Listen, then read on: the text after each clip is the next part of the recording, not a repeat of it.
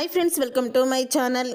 దీపే ఈ ఇంటి వారసురాలు అని పారిజాతానికి నిజం చెప్పేసిన జ్యోత్స్న, దీప తన కన్న కూతురు అని నిజం తెలుసుకొని జ్యోత్స్నకి చుక్కలు చూపిస్తున్న దశరథ. అసలు ఇదంతా ఎలా జరగబోతుంది అనేది ఈ వీడియోలో తెలుసుకుందాం. దీప కార్తిక్ల ప్రవర్తనకి జ్యోత్స్న అయితే కోపంతో రగిలిపోతూ ఉంటుంది. ఇక జ్యోత్స్న కోపంతో రగిలిపోతూ తన గదిలో ఉన్న సామాన్లన్నీ కూడా విసిరి కొడుతూ ఉంటుంది.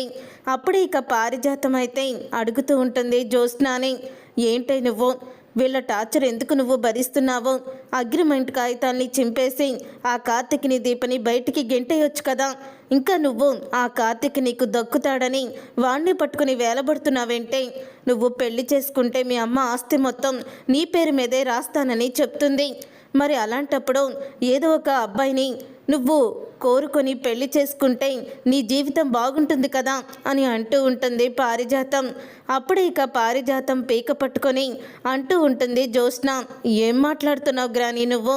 అవతల గౌతమ్ గాడేమో పెళ్లి చేసుకుంటాను, నిశ్చితార్థానికి పెళ్లికి ముహూర్తాలు పెట్టించమని తాతని వచ్చి అడిగాడు. ఇప్పుడేమో ఈ దీప ఏమో ఆ గౌతమ్ గాడు మంచివాడు అని చెప్పి వాడికి సర్టిఫికెట్ కూడా ఇచ్చేసింది. అందరిలో ఆ గౌతమ్ గాడికి క్షమాపణ కూడా చెప్తానని చెప్పింది. మరి ఇంత చేశాక ఆ గౌతమ్కి ఇచ్చి నన్ను పెళ్లి చేస్తారు, కానీ నువ్వేంటి మళ్ళీ ఎవరొకరిని చూసి పెళ్లి చేసుకోమని చెప్తున్నావు? కార్తిక్ బావని తప్ప నేనెవరిని కూడా పెళ్లి చేసుకోనని చెప్తున్నాను కదా అని అంటూ ఉంటే అప్పుడే ఇక పారిజాతం అంటూ ఉంటుంది, చూడు జ్యోత్స్న, ఇప్పుడు మీ బావకి పెళ్ళైపోయింది. ఆ దీప మీ బావని ఎప్పటికీ కూడా వదిలిపెట్టదని అర్థమవుతుంది. అలాగే కార్తిక్ కూడా నీకు ఎప్పటి నుంచో పరిచయమే, కానీ కార్తిక్ నిన్ను అత్త కూతుర్లా చూశాడు తప్ప నిన్ను పెళ్లి చేసుకోవాలనే ఇష్టం వాడికి లేదు. వాడికి చిన్నప్పటి నుంచి లేదట. ఇప్పుడు కొత్తగా నీ మీద ఎలా ప్రేమ కలుగుతుంది అనుకుంటున్నావు? నువ్వు చేసే పనులు, కుట్రలు, కుతంత్రాలు అన్నీ కూడా కార్తిక్ గాడికి తెలుసు. నీ మనస్తత్వం ఏంటో కూడా వాడికి తెలుసు. నువ్వు వాడిని పెడుతున్న ఇబ్బందులు ఇవన్నీ చూసి వాడు నిన్ను ఏరుకోరి పెళ్లి చేసుకుంటాడని ఎలా అనుకుంటున్నావో? నువ్వు తప్పుగా ఆలోచిస్తున్నావు అని అంటూ ఉంటే అప్పుడే ఇక జ్యోత్స్న అయితే అంటూ ఉంటుంది, అసలు నేను వాళ్ళ మరదల్ని కాదు కదా గ్రాని అని చెప్తూ ఉంటే, నువ్వు సుమిత్ర దశరథ కూతురువి కాదు, కానీ నువ్వు నా మనవరాలు అని ఎవరికీ తెలియదు కదా. ఇప్పుడు ప్రస్తుతానికి ఇంటి వారసురాలువే, ఎప్పటికి కూడా ఇంటి వారసురాలుగానే ఉంటావు. కానీ నువ్వు కార్తిక్ని భర్తగా ఊహించుకుంటూ నీ జీవితాన్ని నువ్వే నాశనం చేసుకుంటున్నావు. ఏ ఆశయంతో అయితే నిన్ను నేను ఇక్కడ ఉంచానో నువ్వు ఆశయాన్ని ఆ కార్తిక్ని ఇష్టపడి పెళ్లి చేసుకుంటానని చెప్పి తుంగలో తొక్కేస్తున్నావు. ఇప్పుడు నువ్వు ఇక ఆ కార్తిక్ని వదిలేసి ఎవరో ఒక అబ్బాయిని నువ్వు ప్రేమించి పెళ్లి చేసుకుంటే నీ జీవితం బాగుంటుంది అని అంటూ ఉంటుంది పారిజాతం. ఇంతలో దశరథ అయితే అక్కడికి వస్తాడు. అప్పుడే ఇక దశరథ అయితే వాళ్ళిద్దరూ మాట్లాడుకునే మాటల్ని వింటూ ఉంటాడు. గ్రాని, నీకు అర్థం కావడం లేదు. ఇప్పుడు కార్తిక్ బావని నేను పెళ్లి చేసుకున్నా చేసుకోకపోయినా ఆ దీప మాత్రం బ్రతికి ఉండకూడదు గ్రాని అని అంటూ ఉంటుంది జ్యోత్స్న.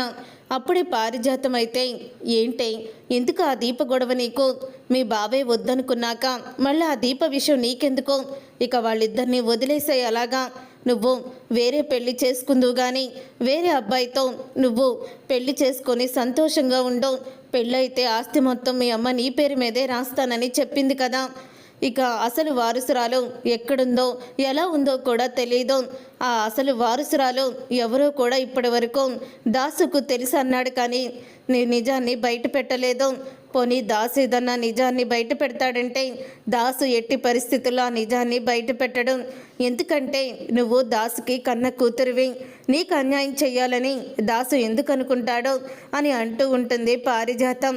అప్పుడే ఇక జ్యోత్స్న అయితే కోపంగా అలా చూస్తూ ఉండిపోతుంది. ఇంతలో వీళ్ళ మాటలు విని దశరథ షాక్ అయిపోతూ ఉంటాడు.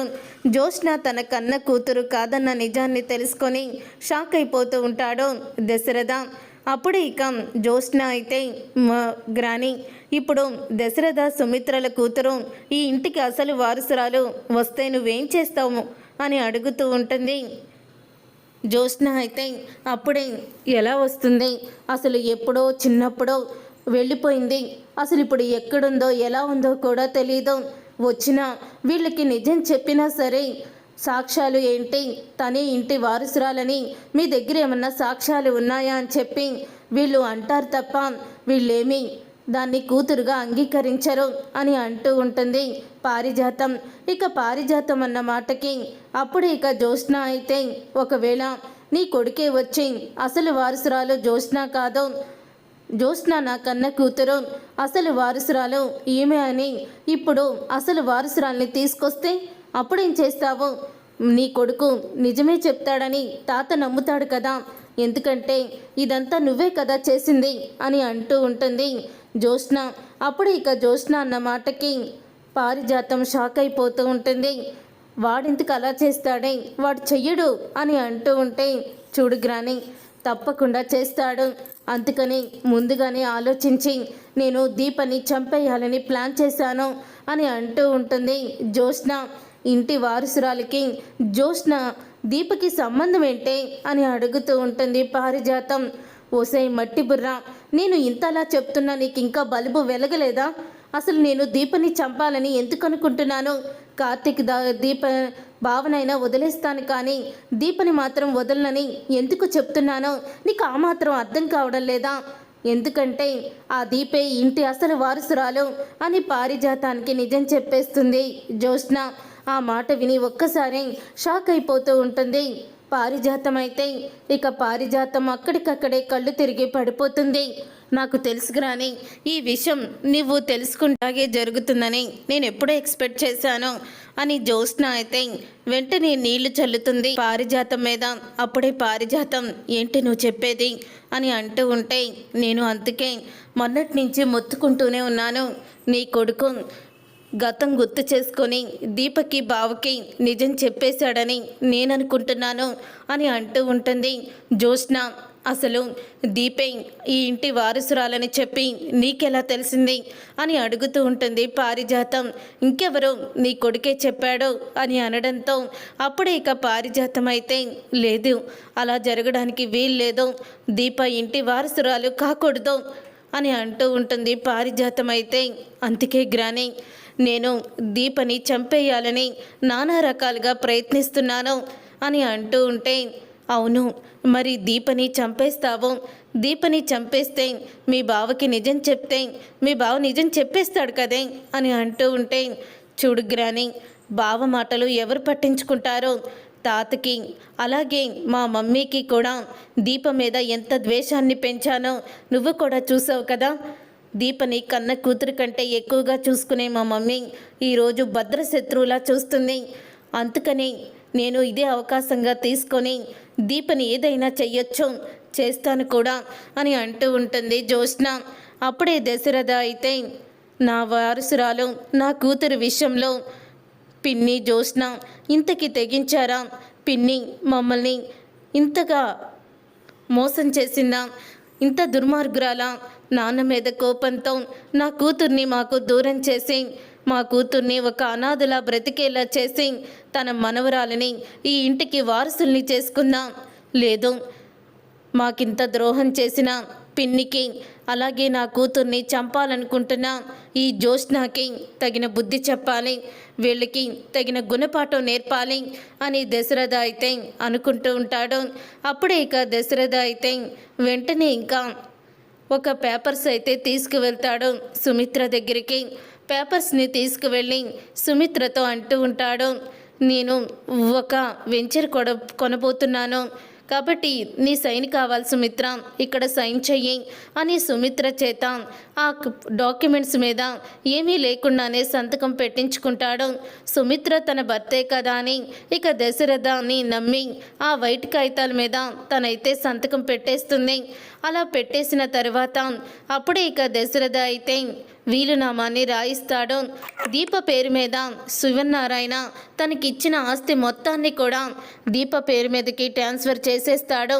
కానీ ఇదెవ్వరికీ కూడా సుమిత్రకి కనీసం కార్తీక్కి దీపకి ఎవ్వరికీ తెలియకుండానే తను ఈ పని చేస్తాడు. అప్పుడే ఆస్తి కోసమైతే పిన్ని జ్యోత్స్న ఇంత మోసం చేశారో, ఇంత దగా చేశారో, ఆ మోసాన్ని వాళ్ళకే తిప్పికొట్టాను. ఇక నా కూతురు దగ్గర నుంచి ఒక్క రూపాయి కూడా వీళ్ళు తీసుకువెళ్ళలేరు అని అనుకుంటూ ఉంటాడు దశరథ. తర్వాత ఇక దశరథకి నిజం తెలిసిపోయిందని తెలియకుండా జ్యోత్స్న అయితే దశరథతో చాలా సంతోషంగా మాట్లాడుతూ ఉంటుంది. అప్పుడే ఇక దశరథ అంటూ ఉంటాడు, చూడమ్మా జ్యోత్స్న, కన్న తండ్రిగా కొన్న కూతురు మీద నాకు ఎన్నో కలలు ఉంటాయి. ఆ కలలన్నీ నెరవేర్చుకోవాలని నేను అనుకుంటున్నాను. అందుకని ఆ కలలో ఒకటి నీ పెళ్ళమ్మ. గౌతమ్తో నీ పెళ్ళి జరిగిపోతే ఆ తర్వాత నాకు ఎటువంటి భయం కూడా ఉండదు. నీ జీవితం ఎలా ఉంటుందా అని నేను ఇంకా భయపడే స్థితికి రాను. గౌతమ్ చాలా మంచివాడు కదా, నిన్ను పువ్వుల్లో పెట్టుకొని చూసుకుంటాడు అని దశరథ అంటూ ఉంటాడు.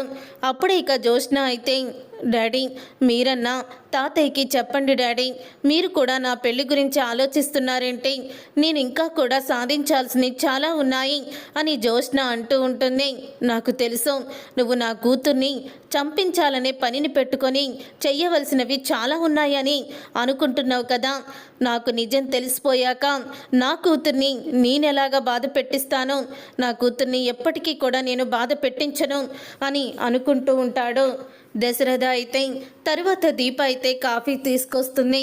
కాఫీ తీసుకొచ్చిన తర్వాత, అమ్మా దీప, శౌర్యకి ఫోన్ చేసి రమ్మని చెప్పమ్మా అని అంటూ ఉంటాడు దశరథ.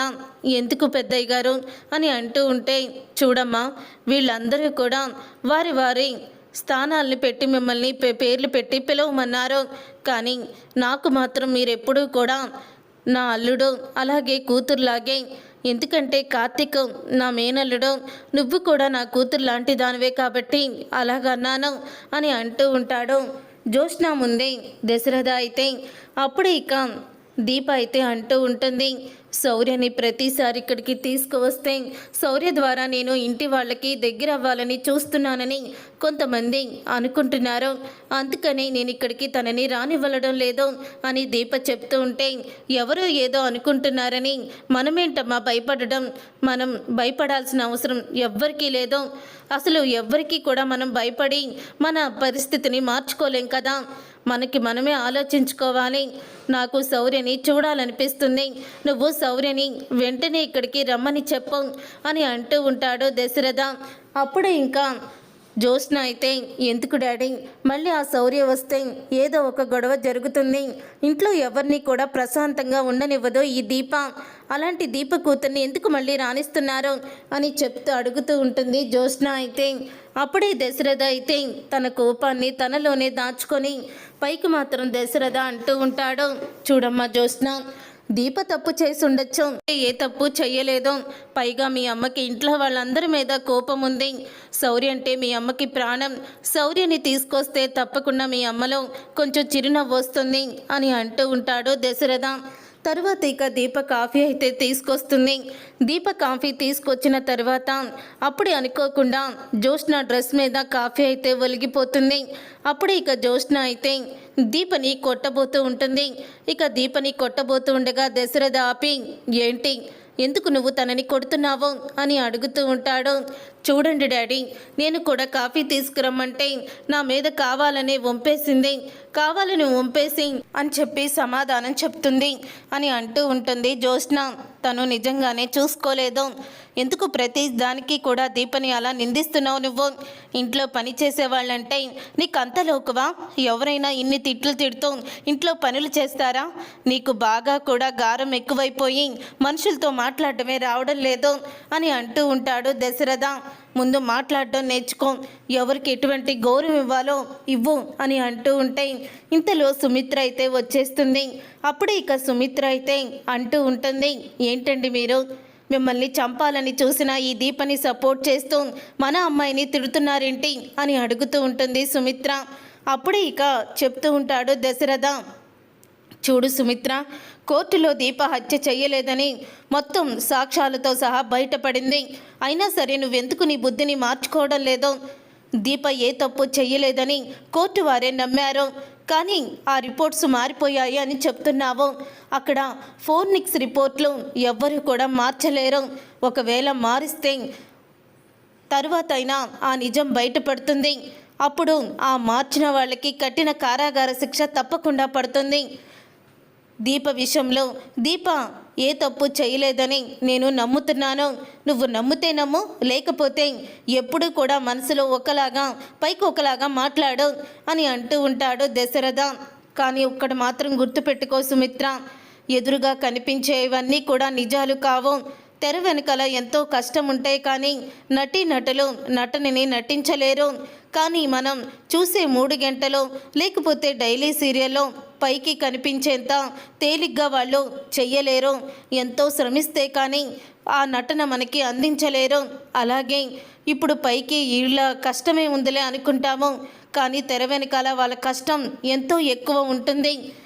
అలాగే నిజ నిజాలు అనేవి త్వరలోనే బయటపడతాయి. నువ్వు నమ్మే అబద్ధం అది తెర వెనుక నిజం. ఎప్పటికైనా నిజం బయటికి రావాల్సిందే అని అంటూ ఉంటాడు దశరథ. దశరథ మాటలు ఎందుకో జ్యోత్స్నాకి కొత్తగా అనిపిస్తాయి. ఇదేంటి, ఎందుకు డాడీ ఇంతలా సీరియస్ అవుతున్నారో, అసలు ఇక్కడ మ్యాటర్ ఏం జరిగిందని అని అనుకుంటూ ఉంటుంది జ్యోత్స్న. తర్వాత ఇక కార్తిక్ అయితే దీపని తీసుకొని వెళ్ళబోతూ ఉంటాడు. అలా వెళ్ళబోతూ ఉండగా అప్పుడే ఇక శివనారాయణ అయితే రేపు మీరు పనిలోకి రావాల్సిన అవసరం లేదు అని అంటూ ఉంటాడు శివనారాయణ. అప్పుడే ఇక అది విని దీప అయితే ఎందుకు పెద్దయ్య గారు అని అడుగుతూ ఉంటుంది. రేపు జ్యోత్స్నాకి గౌతమ్కి నిశ్చితార్థం కాబట్టి బయట నుండి నేను ఫుడ్ అరేంజ్ చేశాను, మీరు ఇక్కడ ఉండకపోవడమే కరెక్టు అని అంటూ ఉంటాడు శివనారాయణ. అప్పుడు ఇక దశరథ వచ్చి అదేంటి నాన్న అలా మాట్లాడుతున్నారు, దీప గౌతమ్ ఏ తప్పు చేయలేదని ఎంతమంది అయినా ఉందైనా సరే గౌతమ్ని క్షమాపణ అడుగుతానని దీపే చెప్పిన తర్వాత మళ్ళీ మీరు ఎందుకు ఇలా ప్రవర్తిస్తున్నారు అని అడుగుతూ ఉంటాడు దశరథ. ఏమోరా, ఆ రోజు నిశ్చితార్థంలో జరిగిన గొడవ ఇంకా నా కళ్ళ ముందు మెదులుతూనే ఉంది. ఈసారి జ్యోత్స్న జీవితం ఏమీ కాకూడదని నేను అనుకుంటున్నాను అని అంటూ ఉంటే అప్పుడు ఇక ఆ మాట విని దశరథ అయితే ఏం అవుతుంది నాన్న, జ్యోత్స్న జీవితం ఏమీ కాదు అని చెప్తూ ఉంటాడు. మీరు రేపు మామూలుగానే వచ్చేయండ్రా అని కార్తిక్తో దీపతో అంటూ ఉంటాడు. ఇంతలో ఇక జ్యోత్స్న అయితే సుమిత్ర దగ్గరికి వచ్చి మమ్మీ ఈ నిశ్చితార్థం నేను చేసుకోను అని అంటూ ఉంటే, చూడు జ్యోత్స్న, నువ్వెందుకు ఇలా ప్రవర్తిస్తున్నావు, మొన్నటి వరకు కూడా గౌతమ్తో చట్టా పట్టాలు వేసుకొని తిరిగావు, గౌతమ్ ఏ తప్పు చేయలేదని నువ్వు తెలుసుకున్నావు, మరి ఇప్పటికిప్పుడు ఎందుకు ఇలా ప్రవర్తిస్తున్నావో నాకు అర్థం కావడం లేదు అని అంటూ ఉంటే, అది కాదు మమ్మీ అని చెప్తూ ఉంటుంది జ్యోత్స్న. ఇంతలో ఇక దశరథ వస్తాడు.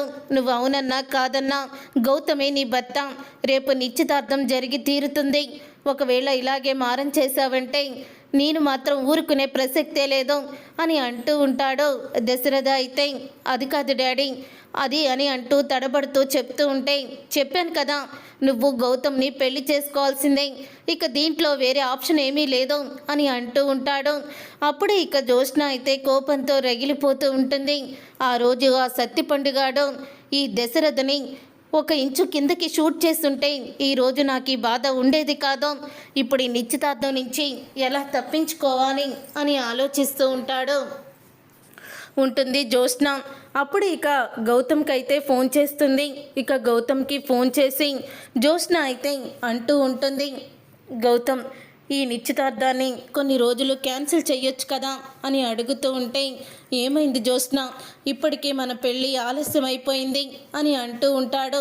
అది కాదు గౌతమ్, నాకు కొన్ని గోల్స్ ఉన్నాయి, అందులోనూ ఇంకా మా నాన్నని షూట్ చేసింది దీప అని కోర్టులో కేసు కూడా నడుస్తుంది, ఆ కోర్టు కేసు మొత్తం కూడా అయిపోయాక చేసుకుందాము అని చెప్తూ ఉంటే, లేదు జ్యోత్స్న, ఇప్పుడు ఈ నిశ్చితార్థం తర్వాత పెళ్ళి జరిగిపోవాల్సిందే, ఇక మనల్ని ఎవ్వరూ కూడా అడ్డుకోలేరు, ఎవ్వరూ కూడా ఇప్పుడు మనం తీసుకునే ఈ నిర్ణయాలు ఆపలేరు అని అంటూ ఉంటాడు గౌతమ్. అయితే అప్పుడే ఇక దశరథ మళ్ళీ జ్యోత్స్న దగ్గరికి వస్తాడు.